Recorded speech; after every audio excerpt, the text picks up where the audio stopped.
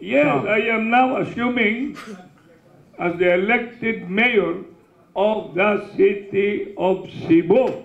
Walay kurat si kanhi Cebu City Mayor Michael Mike Rama sa iyang pagpadayag sa pagbalik sa iyang buhatan sa City Hall bisan pa man kung pusasan siya sa kapulisan. Kinitaliwa sa pagdakop kang kanhi City Administrator Attorney Colleen Rosel ni adtong unang semana sa Nobyembre.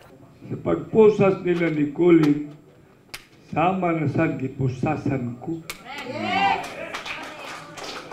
Mula karon, patiwasan nila. Parehas na din eh. Before kumadto dito, harong mag-abot na. Kung lakpon ko sa malasan, gipadakop mong tanan. Ang maong sentimiento sa mayor, iyang gipadayag atol uban sa iyang mga kaubanan ug supporter sa Partido Sugbo o Team Raman ning Huwebes, Nobyembre 28.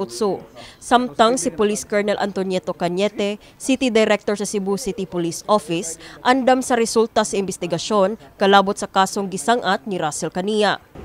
Let the court decide. Katong gikailan ang kaso, everybody could file a case, kahit sino pwedeng file ang kaso. That is normal, no? Harassment, etc. etc.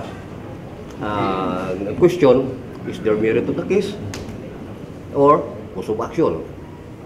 And to that, I will not see any premature or prejudgment on the matter. Let the investigative body determine or dispose the complaint. Hindi naman case ng complaint.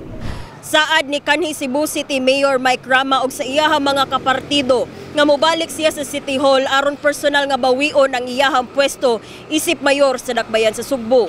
Subli nga gibarugan sa ilang grupo nga walay katungod mo sapaw si incumbent Mayor Raymond Alvin Garcia isip Cebu City Mayor tungod walay formal nga implementasyon gikan sa Office of the Ombudsman sa desisyon sa dismissal ni Rama.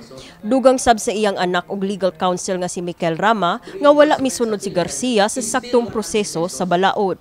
What is his right na maghilabot din ha sa opisina sa mayor? We've been very clear from the outset that any act anang FM, that's an act of usurpation. Una-una, upaghural din ha, nga way basihan, wag yun na sila'y katungod nga mulingko din ha sa opisina sa mayor.